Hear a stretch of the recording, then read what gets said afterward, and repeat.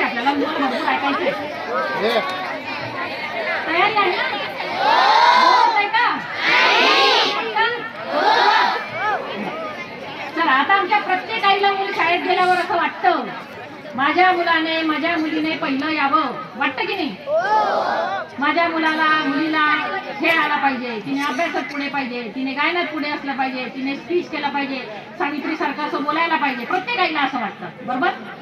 तर साहजिक आहे, प्रत्येक आईला असं वाटणं साहजिक आहे. पण निश्चितच आपल्या मुलाची कुवत बघायला पाहिजे, त्याच्यात सुप्त जे गुण आहेत त्या गुणांना वाव दिला गेला पाहिजे. आणि निश्चितच खरंच शाळेचं कौतुक करावं तेवढं कमी, की शाळेचे शिक्षक आणि ते इतकी मेहनत घेतात आणि शाळेतल्या शिक्षकांनाच, कारण मुलं त्यांच्या संपर्कात असतात, त्यांच्यातले गुण ते कळतात आणि याच गुणांमुळे मुलांना वाव मिळते. आणि निश्चितच आमच्या माता भगिनी ज्या असतात त्यांनी पण त्यांच्या मुलांचे गुण ओळखून त्यांना त्यांच्या कामात प्रेरित करायला पाहिजे.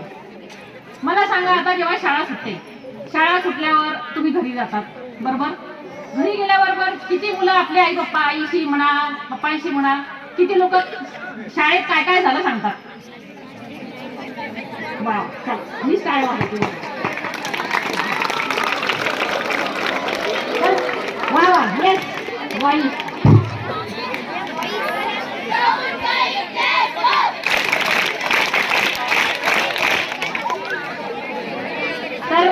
तर भगिनींनो, जेव्हा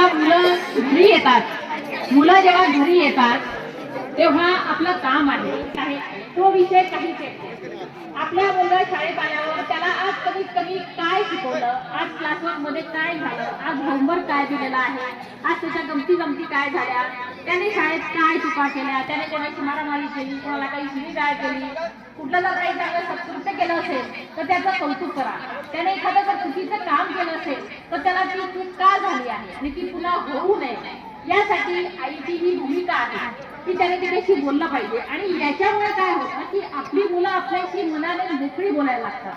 नाही तर बघा, काही पालकांचं इतकी मोठी अवघड प्रश्न आहेत, आम्ही जवळून बघितलेली की त्यांची मुलं मोठी झाली कधी बोलतच नाही.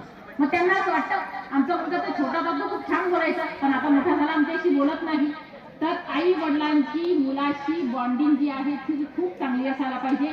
आईचं मुलीचं नातं मैत्रीचं असायला पाहिजे, वडिलांचं आणि मुलाचं नातं हे मित्राचं असायला पाहिजे.